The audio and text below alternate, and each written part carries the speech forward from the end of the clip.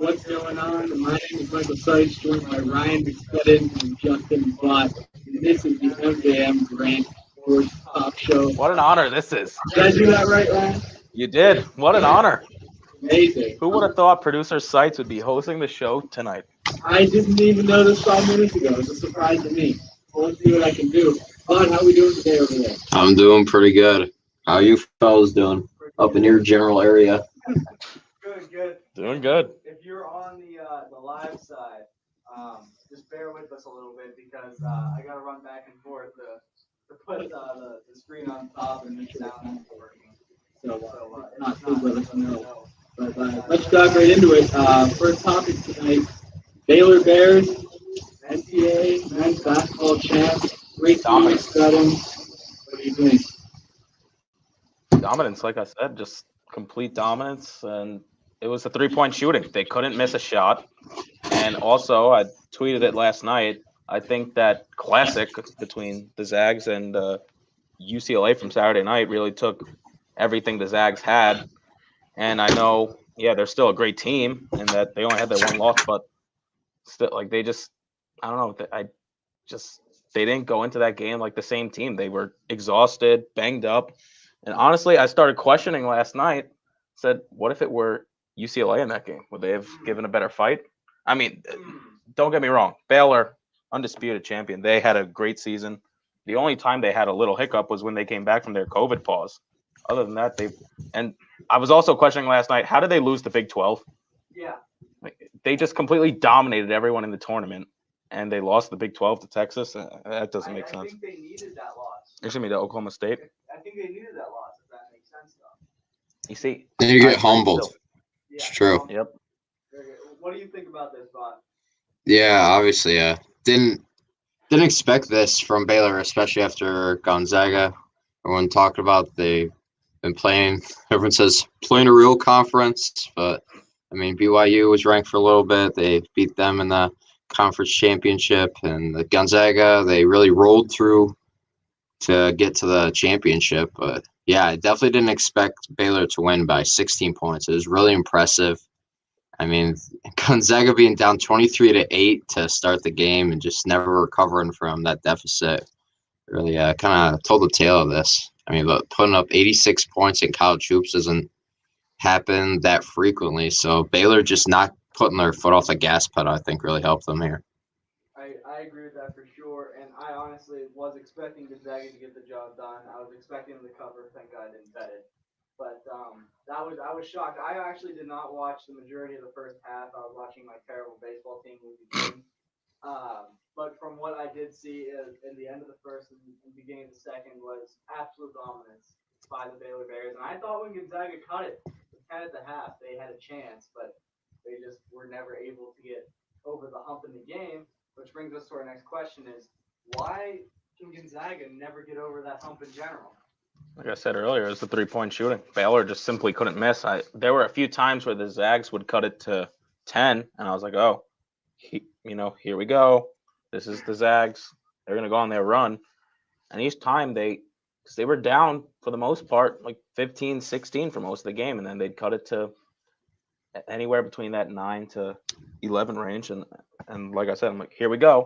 And each time Baylor would respond a couple threes, and most of them tough threes too. Like it's not bad defense from the Zags.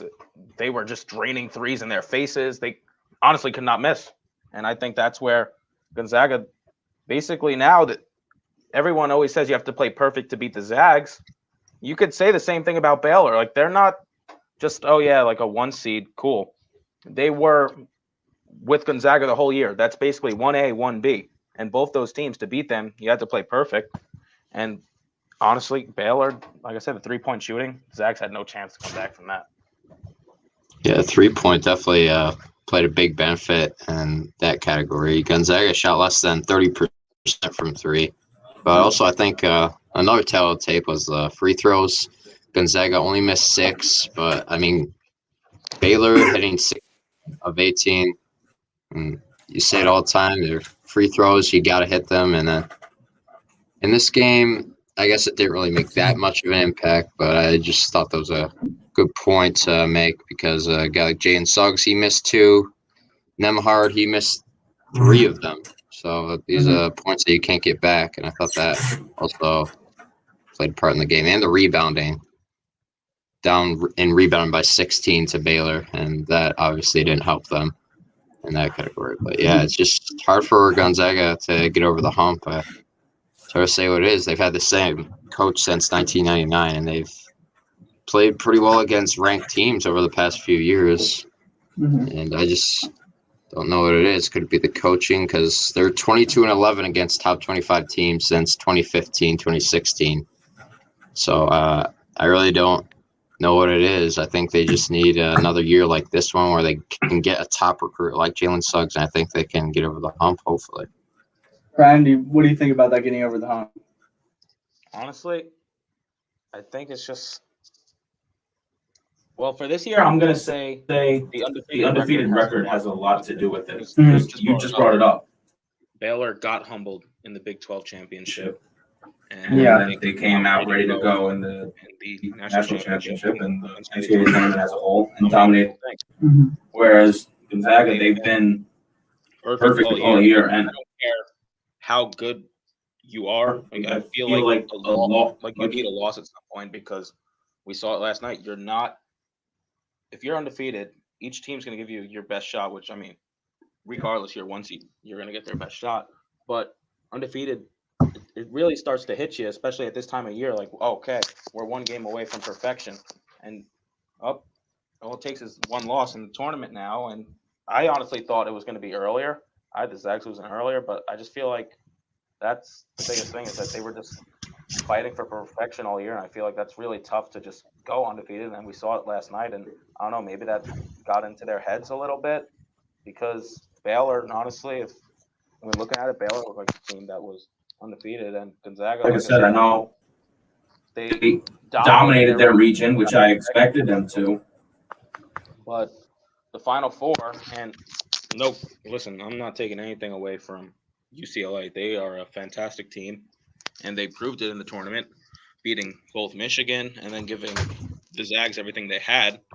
But, I mean, I guess you really kind of start to see it there with that UCLA game. They were heavy favorites, and it took everything they had, including the miracle shot from Suggs to win. And then we saw it last night. That was it. So I feel like it was really, for this year, it was just their quest for perfection, which I feel like they need to be humbled, and maybe it got into their heads too much. But then, yeah, definitely the conference they play in it doesn't help because then especially now, once you get to the Sweet 16 and on for the most part, you're facing big-time programs. And Gonzaga, I know that their out-of-conference schedule this year was great. They played a lot of good teams, but also some of those teams maybe weren't as good as we thought they'd be to begin the year. So I just feel like it's seeing opponents like that with speed, strength, and 3-point shooting. And Gonzaga haven't seen that all year. And yeah, it came back to.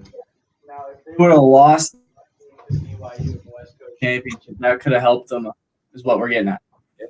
I think so. Yeah. And I do think the year this is when they would get over that hump, especially with Illinois being down in the second round, who was my national champion. I mean, I was rooting for a good game. Didn't really get it, but I was fine with either team winning. I have nothing against Gonzaga or Baylor. Like, if it was Duke in there, I'd be heavy against them. But no, I'm happy with the Baylor Bears. Congratulations to them. Anything else on college basketball besides the Bond ranked 15th or 16th in the way think to it was early 16th. top 25? Bonnie's will be that trophy up next season. Fingers crossed. Hope so. All right, let's move on to some NFL. Kind of out of nowhere. the Jets trading Sam Darnold. They're getting a 2026 round pick, as well as a second and a fourth and 20. When I saw this, First off, I was surprised because this did come out of nowhere. And second off, they got a lot back for Sam Darnold. Yeah. So what are your thoughts on this? Well, as you said, I was playing video games in my house last night, and then my brother goes, "Oh, there it is. Your boy just got traded." I was like, "Who's my boy talking about?" It's like, "Oh, they just traded Darnold." I was like, "Oh, really?" And I look at it. I saw the 6th round pick at first. I was like, "Oh no!" But then I saw Next year it's a second and a fourth. I would have just taken a second if I was you. Yeah, Honestly. Yeah, I mean, getting the second round pick, and I assume even if Sam Darnold is better, which I think he will be, and I think Panthers will have some bright spots, but I don't think they're going to be world beaters. so that second round pick is going to be pretty good. Mm-hmm. And I thought that the Jets got a good deal out of this, especially considering how long they had to deal him. Yeah. And now today, the general manager, Joe Douglas, he's not really easy to get a reaction out of. He keeps that straight face and just says that they're doing their due diligence. Stuff. And today he was asked questions. So, obviously Now at 2, that means you're probably going to draft a quarter. And most people expect Zach Wilson. And for the first time, I saw Joe Douglas smirk and basically admit. Oh yeah, He said that they're 100% drafting a quarterback at 2, and then they asked him Steve Young said that you guys are locked in at Zach Wilson at number 2. Heavy BYU connections, is that true? And Joe Douglas even admitted that. So yeah, it looked like a steal for the Jets. They're going to get Zach Wilson, who I always wanted. Yeah. And they get back more draft capital than I thought for Sam Darnold. And I'm also a big Sam Darnold fan still. I mean, it's not all his fault. Listen, Adam Gase is the coach. I don't even want to start on him. And Darnold really never had weapons or a chance to do anything in his first 3 years. And now he's going to a coach in Matt Rule who wanted him when he was interviewing for the Jets job, who, we know the Jets hired Adam Gase, yippee. But, so now he goes to Matt Rule and Joe Brady, and he has weapons in Christian McCaffrey. He links up again with Robbie Anderson, and who knows? That 8th pick now, who's it going to be? Kyle Pitt, another wide receiver? I don't know. It's interesting. Bott? Oh, we talk about the 8th pick, or you want my thoughts on the Darnold Just trade your first? thoughts on the Darnold trade. Yeah, I really like it. I know a lot of people like to say bad things about Darnold, and being from Buffalo and Josh Allen being in the same draft, a lot of people say things like that. I don't think he's a horrible quarterback. I think it's almost like a Josh Rosen situation with the situation that he was put in, because the Jets didn't have a good O-line. They got Mekhi Becton last year. I think he's a solid tackle, but the weapons that he had last year were not very good. Mims was out for a good portion of the year when they needed him, and they had Braxton Berrios and Brashad Perriman as your top guys. So obviously playing with Robbie Anderson, DJ Moore, 2 1K receivers last year with a guy like Teddy Bridgewater throwing the ball. I think they're poised to have another season like that. And with Christian McCaffrey, he's never had a running back like that. McCaffrey's kind of the guy they expected Bell to be when they signed him, so it'll be interesting, especially if he's healthy. And even if he's not, we saw what Mike Davis could do last year for Carolina, which was very impressive what he could do. So, yeah, I'm not going to say any ill words about Darnold because I don't like to wish badly of any person. So, yeah, I really hope he succeeds in this situation. But in terms of the draft in the 8th pick, I think see a lot of mocks still going O-line for them. I think Sewell's going to be gone by that pick. Yeah, a lot of people say that Cincinnati is going to take maybe Jamar Chase or another one. If he's there at 5, I think he goes to the Bengals for sure. Burrow needs some help. Yeah. Yeah, badly. Yeah, so I think they take Christian Darrisaw or Rashawn Slater. One of those guys I think they'll probably take at the offensive line.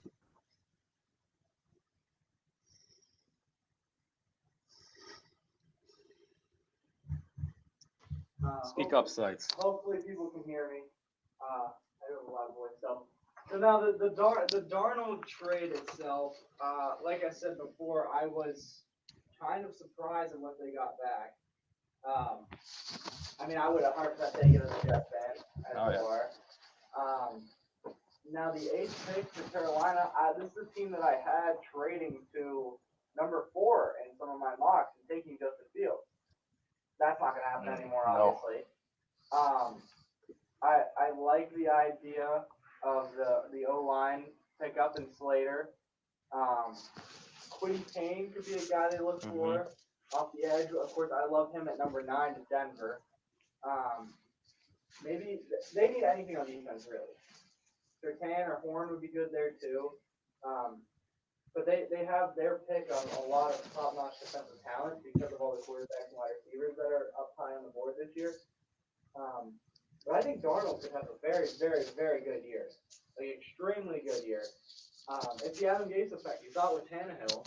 Yeah. I mean, I'm not saying he's going to go do what Ryan Tannehill did in Tennessee. Right? No, that would be something. That'd be a nice kicker to us Jets fans. But hey, like, he's got, like you said, Robbie Anderson down there. He's got DJ Moore down there. Yep. It was quite evident Teddy Bridgewater can't throw a ball over 15 yards anymore. TJ Walker was doing better down there than he was. I think Bridgewater's time in the NFL is pretty much over.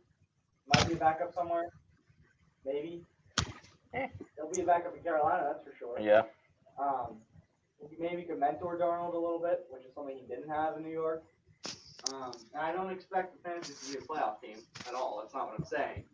But I think Matt Rule is a very good coach. And I think Darnold has a lot of potential. That was one guy I was looking at for my Steelers to pick up possibly. Yes, we spoke about that several times. I like the move by both teams, and if Carolina really does think this could be their quarterback for the next 6-7 years, then it's worth giving up those 3 picks. So, I agree. Closing thoughts on this while I re-add myself to the screen that I keep getting booted from? Yeah, they just don't want to see it on sites. It's unfortunate. But no, I think it's good for both teams, and it's funny because Teddy Bridgewater was with the Jets when Darnold was a rookie, and he was, I guess, supposed to be the starter. And Darnold impressed with him, and he got named the starter, and Teddy Bridgewater was on his way out. And now here he is again, and Darnold's back to take his job. So yeah, I don't know what's going to happen with Teddy Bridgewater. He's obviously not going to maybe being Carolina's backup or someone most likely. That's the only question. But yeah, I like the deal for both sides, and I'm excited for the draft and future quarterback from BYU, Zach Wilson. Yep, and I think that would be a great pick out there. At the break, we got some of my favorite coming up. MLB talk. Pirates are 1-3. Bet on them on opening day. Won that one. So we'll be right back here on the MJM Grand. It feels so weird to say. Sports talk show just after this break.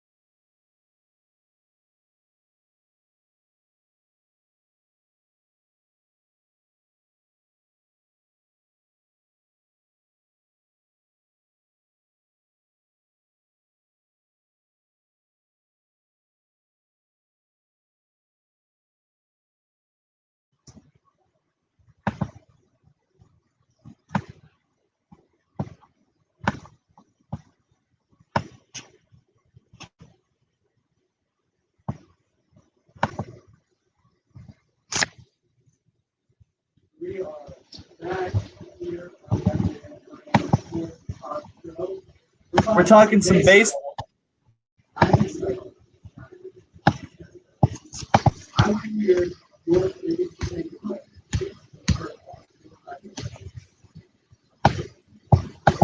The Angels All right. are playing, and it seems like lately they're the comeback kids. Last night they were down 2 runs in the 8th inning to the Astros, and they had a huge 8th inning.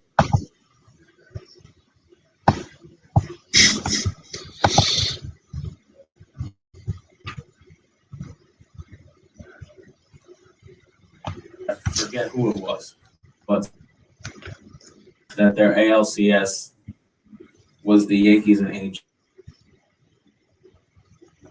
If they're After the pitching, first week, it does. if their pitching can do it, then absolutely. But Yeah. biggest takeaways from first 4 or 5 days.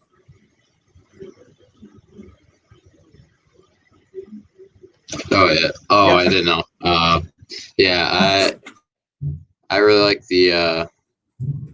Well, it was a surprising loss for the Dodgers against the Rockies. I really didn't expect the Dodgers to lose any game to them. So it's even surprising right now that they're at 4-1 because it honestly seems like they're like a super team. And the Astros at 4-1 is really impressive as well after their kind of shaky season last year because of COVID and coming off AJ Hinch not being their manager from that season.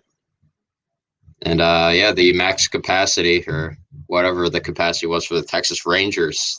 I loved that. I'd have to say that was my favorite part. The first thing that introduces us to capacity sports, at least with like tens of thousands of people. And it's unfortunate that it was the Texas Rangers and that they lost 6-2. But you know, Baseball, so. it was great to see either way. So I'm most surprised about the seventh inning against the Nats. He's 4-0. Yeah. Came back and great Mets collapsed. So that was interesting to see. Something that's not surprising, the Cincinnati Reds started another brawl. Not surprising at all. Been doing it since 1990 something. Go Reds. Hate the Reds. Anyway, Nick Castellanos, I don't know if you saw it, gets hit by a pitch. Gets home on a wild pitch, I believe, Yeah. and Togniati didn't like that. And Castellanos looks like he's the new Derek Dietrich. I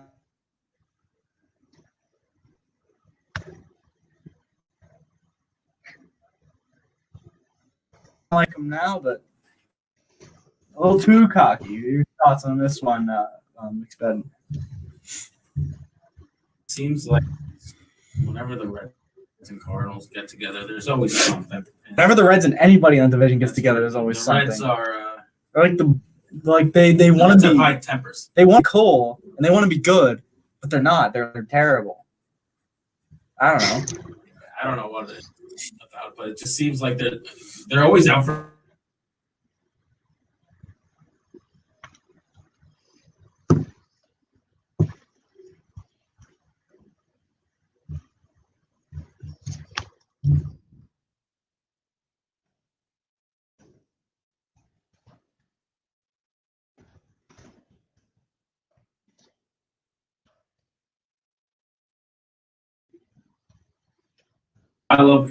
I just like you, so it's a big fan of Castellanos. Tigers killing my Young Yanks. Yanks. But yeah, he's definitely got a. I've noticed, especially last year, started to see it this year. He's growing a bit of an attitude, and he was not taking any of it over the weekend. And I don't know. I just, as you said, with the Reds, like I don't. Maybe not to the extent as you because you're in their division, but I've noticed it too. The Reds, they're a team full of hotheads. They are. They really are. But any thoughts on this little scuffle this weekend? I thought it was interesting. They just like looked down at the catcher and just like talk smack. But I mean, Castellanos has been having a great year so far. So I mean, when you're playing this good, I think it's okay to trash talk a little. I mean, some people that would say things about Tatis and the bat flip, I think it works both ways. I think it's fine for Castellanos to talk a little trash. And I like a little brawl in baseball, so I don't have much of a problem with it. And Oh, yeah. he got suspended the 2 games, so Wish he wouldn't have appealed because the Pirates actually might have won last night, but that's a different story. So, They did win opening day though. yeah, 15-27, proud of that one. But I was happy there. Lost 3 straight. Our Lord and Savior, Brian Hayes, is now on the injured list. Gonna be at Trevor Cahill goes tonight. Why? I'll be there on Saturday and Sunday to watch the pain in real life. I am very excited though. Have not been to a live sporting event since the COVID. Is this the first one? Yeah, this will be the first 2. I'm very excited. It was funny going down with a couple of friends from here, obviously, but my buddies from home, we didn't even know that I was coming down. They actually bought tickets. Also, it turned out they're 3 rows behind me, so pretty funny. But you mentioned Tatis Bott and his showboating and showmanship, which is all right. Sometimes gets annoying. Others, I really don't like Tatis because the way the media portrays him. But that's a different story. He's injured. He took a swing. Last was a night. strikeout. Looked. I think they said it's something with the UCL, but he also like that's a very rough time. I would be very concerned if I'm San Diego. You just paid this guy so much money over 14 years, and he might be missing at max 2 to 3. Same if it's a UCL. Concern? Yeah, it's a pretty big concern. I think they're reevaluating him today, and I didn't see anything about the update on his injury, but they said at least he's out for a few weeks, which when they say at least a few weeks and they haven't even looked at it or gotten an MRI yet, that's not a good look. And if his shoulder is really messed up bad, then I think he should get surgery, and it's going to suck if he does because he's going to be out for the year. But, I mean, sometimes you just got to do this stuff, and people that refuse to get the surgeries and just play through injuries and let it, like, deteriorate, it's not good. So I think that this is a potentially really bad injury, and if it is, then I think he should definitely get his surgery, even though he'll probably be out for a while if he does. Yeah, and Tatis, number 5 pick for me this year in fantasy. Eloy Jimenez, number 28. I got 5 guys on the IL right now. What do we think? What do you think of Tatis?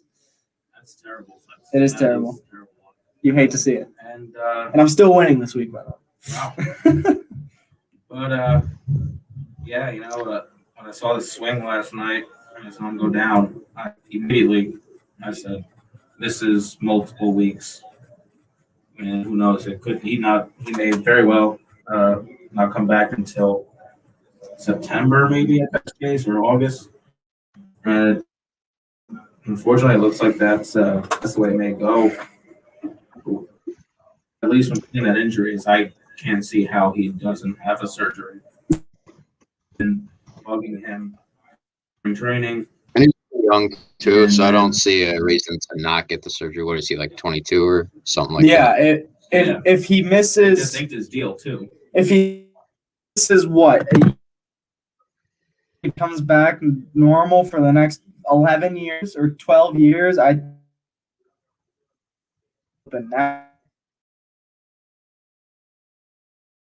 We'll move on here to your New York Yankees. Oh, what a first weekend they had. Go Blue Jays, 2 out of 3 in the Bronx. Yeah, Blue Jays didn't even do anything. The Yankees just couldn't score.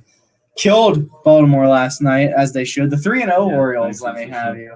They always beat up on the poor Orioles. They do. They do always, no matter what. Real quick, thoughts on your boys? Strike it.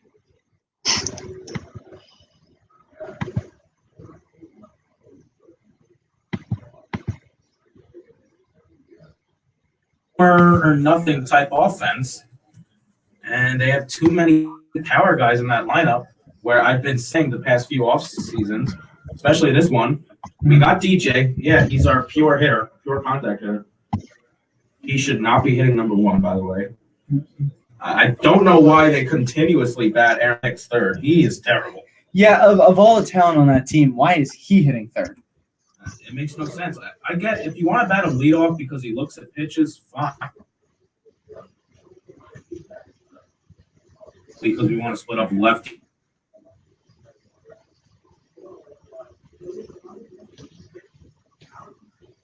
Press. And off. Is he hitting third? Oh, is that bad? Who's hitting 8th or 9th? 9th is Higashioka today. They gave Gary the night off. Okay, who's hitting 8th? I think it might be Bruce. Oh, Or actually, no, I think it's Urshela. why doesn't Urshela hit third? I'll tell you their lineup. It's Mayhew at second, Judge and right, Gardner and center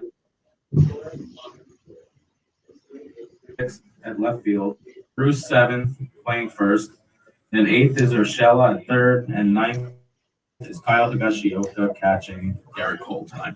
I think you need to take Gardner. You could even switch him and LeMahieu. Hit Gardner first, Great. hit LeMahieu third, and then you can have was it?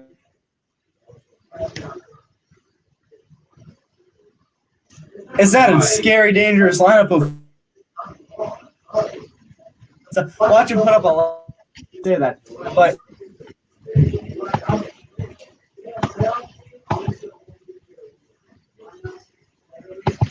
But in a big game in the regular season, and that's your lineup, like a Sunday game, you guys need rest, but you go, and that's your lineup. I just don't. Yeah. Like I said, the offense as a whole, they scored 8 runs in 3 games against the Blue Jays, and like I said, they're home or nothing. And you saw it last night. They loaded the bases. Stanton was up. He absolutely crushed it. That I've never seen a home.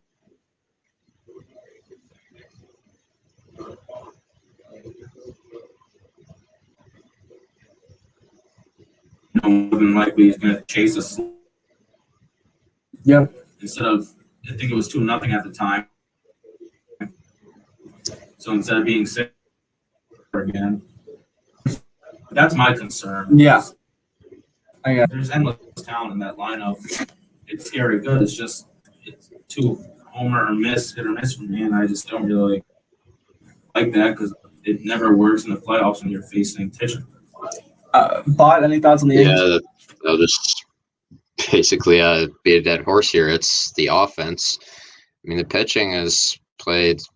I mean, it's played pretty well. They're second in earned run average as a team so far. They're second only to the Phillies, about 1.7 something earned runs average. So, the defense is doing their job. It's just the hitting has gotta pick up at some point of the season. I know it just started off, but I mean, it's gotta happen sometimes. The same story every year. I mean, we got a guy like Giancarlo Stanton. He's hitting .083. I mean, just not good. Yeah. And he has his injury issues as well, and we're not gonna talk about that too much. Yeah. Yeah, I mean, Pretty good. and talking about Hicks being the 3 hitter, he's hitting 0.67. So, I mean, these guys are just not good. And Clint Frazier has probably been, I mean, the most. Well, in terms of OPS, he's the best hitter on the team. And average, he's 1.117 OPS and 417 average.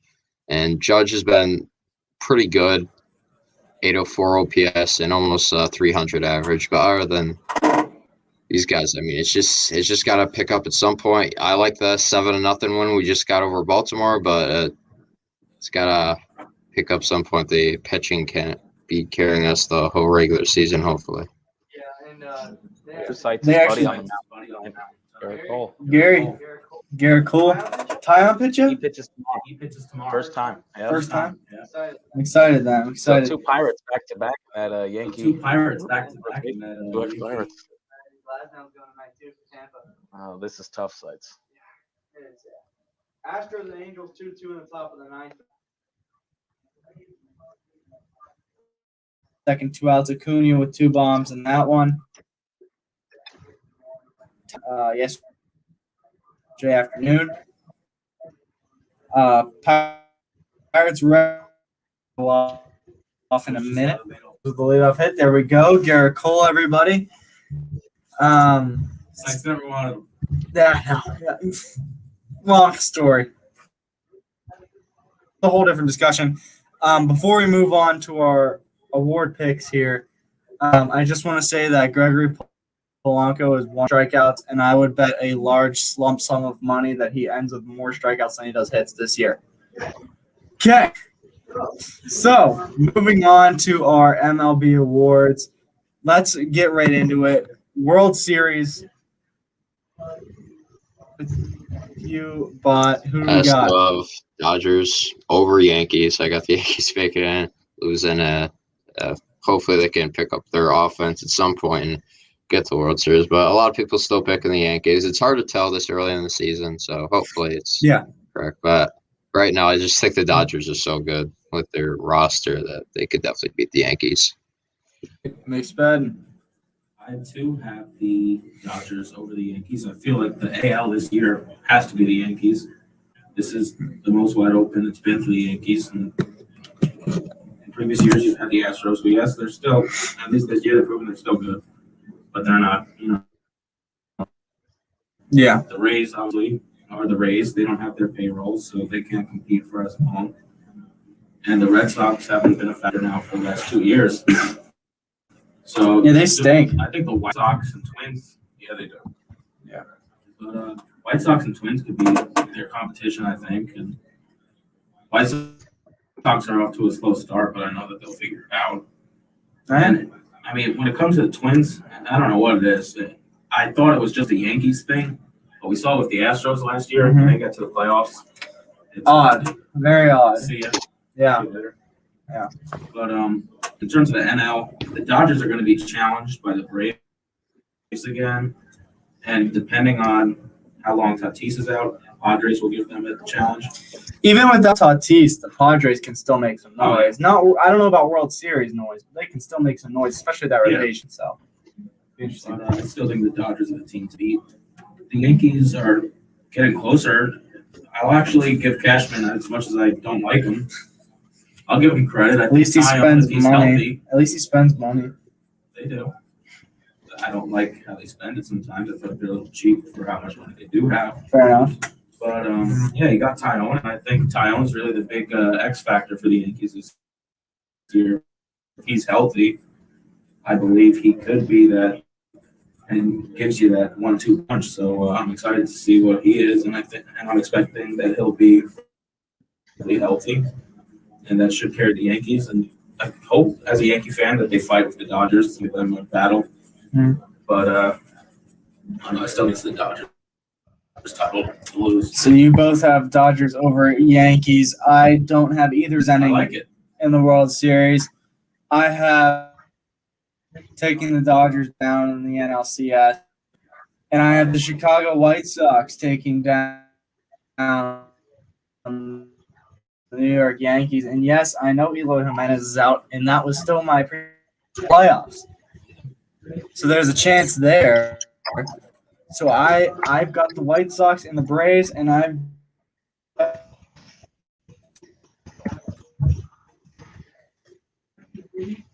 got Ronald.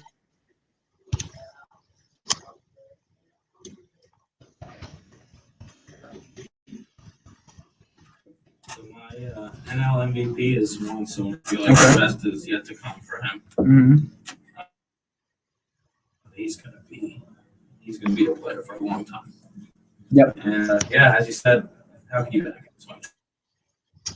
Bott, are you betting against Mike I'm Trout? not betting against All Mike right. Trout. I'm saying Ronald Acuna Jr. for the NL MVP, though. Well, there's some good picks. We're saying Cy Young and Rookie of the Year Sure, go ahead. for the AL Cy Young. I know a lot of people want to pick Garrett Cole. I'm picking Tyler Glass now. Another Pirate. And for the NL, I have Jacob deGrom. All right. We got Cy Young for you, Ryan? Yeah, I'm gonna. But I think Cy Youngs are here to stay. I think a full year now, especially with with him and Sanchez, who knows what it's going to be? But we saw at the end of the year him and Kyle Higashioka, who's catching tonight. Cole was very comfortable with him, and we saw that Astros Cole that just dominated. Yeah. So I think now full year of Cole, he's going to dominate. And Jacob DeGrom is just the best pitcher in baseball. Yep. I've got DeGrom also in the NL. For the AL, I actually have Lucas Giolito. I like that one. A little sleeper pick. I got to have somebody on the White Sox doing good. World Series, right? But real quickly about Cole, whenever he was in Pittsburgh, Chris Stewart would catch him. When they had Russell Martin, it was just always. So that's nothing new. Yes, that's nothing new that he has a back up reason. Maybe more time spent together one-on-one. I'm not sure. Real quickly, Rookie of the Year, of course, Ryan Hayes is the Rookie of the Year in the NL. Of course. That is if he's healthy, which this injury looks very minor. He should be back fine after 10 days. And I'm actually taking Wander Franco in the AL. He's not up yet for Tampa, but he will be. I think he's going to have a great year. Because there's not really many guys in the AL besides, I forget the guy out in Seattle's name, and then there's Mountcastle. And that's really it. I take Wander Franco. I don't think I'm going to be right, but hey, why not? Ryan, were you there? I was going to go with Mountcastle. There's just not many guys. I was going with Andrew Vaughn. Vaughn's a good name, too. Do you both have Hayes for NL? I do have Hayes. Yeah.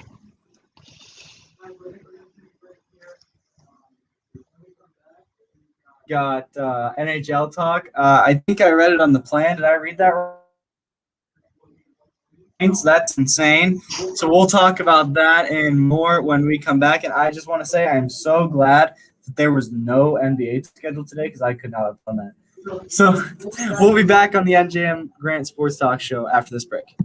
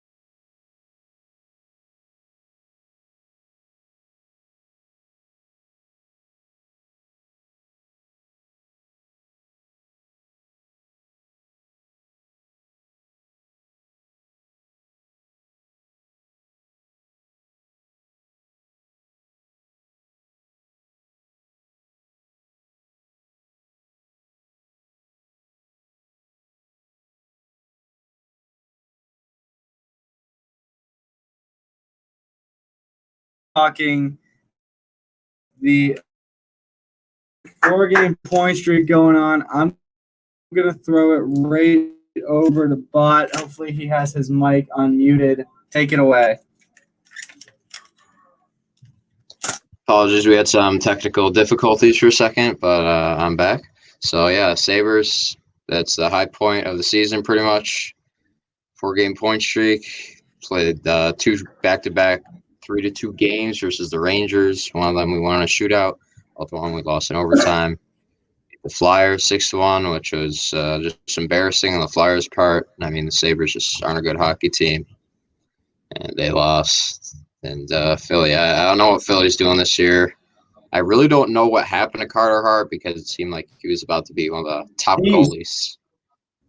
Yeah, I mean, I really do not know what happened to him, but I'm glad that the Sabres didn't break the losing streak. But it's just tough this season because I don't know what's going to happen. I saw that the NHL enacted a new rule where the team that finishes last is guaranteed a top 3 pick because before they can move out. Yeah, I think it's this year, but since it was introduced this year, it might be for next year. So I'm not exactly sure on that, but it'll be interesting to see. And with our interim coach, Don Granato, and his future with the Sabres, I mean, it's a good effort from him to be the interim coach, but I don't think we have much of a future because, I mean, with all due respect to Ryan's Rangers, I mean, going to overtime against them and beating them in a shootout, that's not like key win. Yes. No, it was embarrassing 2 games. Yeah, I mean, the 6-1 win against Philly, I mean, you're bound to get a win sometime, and that was the game. And a guy that I really want to see is Mike Babcock, the Stanley Cup champion, but it's probably not going to happen. I mean, last time we hired a Stanley Cup champion, why am I forgetting the Penguins head coach that we hired? Yeah, Dan Bosma. Yeah, he's a terrible coach. We hired a guy like that. We didn't work out too well. So, yeah, that should be interesting to see where he ends up. Yeah. I'm guessing out of the East. Got a decent slate of action tonight. Got a little rivalry game inside the booth here. Penguins Rangers. Very soon at 7, we got Sabres Devils. Huge game between the Caps and Islanders. Huge game. I need those two to beat up on each other so the Penguins can win.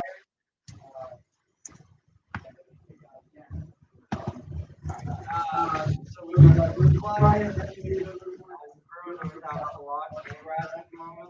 Lazar should start there. Flyers on Park. Panthers and Canes is a phenomenal game too. The Florida Panthers, by the way, are the first place in the NHL, and not a lot of people are talking about it. It's true. Lightning Jackets has lost thorn in the Lightning side recently. Although it seems like if Vasilevsky plays the Lightning, automatically win. If he doesn't, automatically lose. Predators, no matter how recently. Very fun. Stars playing that hockey game. We'll go to the Predators last. Got Sharks, the Lakers, and then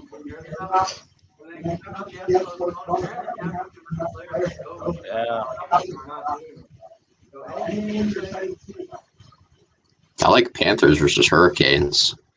I think that's a good one. Hurricanes right now, where are they in their division? Oh, so they're 3rd, but that's in a really good division in the Central. You got Florida ahead of Tampa, and Tampa Bay had the best record for a little while there, and Florida just surpassed them. And it's only a 3-point difference between Carolina and Florida, so I really like this one, and I'm gonna bring it up later in the locks of the night. So that's one that I'm very interested in. All right, before we get to our locks of the night, anything else to add about the NHL in general? I could talk about the NHL but anything to add there? Nothing. Who do you think is winning the? Just hate to admit it. You think? I'll let Ryan say his. Go ahead, Ryan. Oh, I was just gonna say, as much as I want the Rangers to win, especially just one of these two games, I'm not asking for both. Rangers are not good enough to win both. All right. But I don't know. Penguins seem to be the Rangers' daddies, so They're playing very well right now. Penguins gotta beat 'em up. They're even hurt and they're playing well. Bob, what were you going to say? And who's your prediction for the Calder for the Rookie of the Year? Probably Kaprizov still. Yeah, I like him and Kevin Lankin, and I think Lankin has been struggling recently is the thing. Yeah. So, and if Trevor Zegras played a full year on it, he would probably win it. Yeah. But he's going to be something special. Good. So let's move into the locks of the night. I did Matt and Chris send theirs in, Ryan? All right. Screw that. All right. First off, I have the Panthers money line. They're an underdog in this one, even though interesting pick. yeah, and it's plus 130 at the Hurricanes. I really like it. They're more of an underdog than Washington, and Washington is playing. Yeah, they're playing the Islanders, so that's the one I was initially gonna pick, but I like the yeah, and also I have an NBA one, Bucks minus 6.5 at the Warriors. That's a minus 110. All right, Ryan, your locks. All right, so I'm gonna go with the run line here. Oh, run line. Padres Oh, minus 1.5. all right. Against the Giants. So I think they're gonna rally, and I just don't think the Giants are very good. So that'll be number one, and then we're gonna go to hockey, and I'm going to go with the Capitals Oh, beating the Islanders tonight. That will be fun. all right. I'm gonna start. I am. You're not bad. I'm actually not doing bad for these picks. Wish I could do that in real life, though. So first, I'm going to start. We got Giolito and Paxton out now. Seattle tonight. Paxton's very good, but he's lost it. Giolito, I like the White Sox. If you're doing 145 to win 100, but I think it's worth it. I think the risk is worth it there for the White Sox. I like them a lot. They're not playing bad now, despite being 2-3. And my other pick, I'm looking at it right now. I know, I saw that. I can't believe it. The Penguins are dogs. Jari's back. They're not as good on the road. They're almost an automatic point on the road. They're not as good on the road, excuse me, but they're not bad. So I'm going to take the Penguins and not team healthy again, because my hot take of the day, 16 and 17, and Crosby is playing at not an MVP quite pace right now, but he's Stanley Cup, and that's what he's doing right now. So I like the Penguins' shot to win the fourth with this core. So that's my hot take. That's what we'll leave them on today.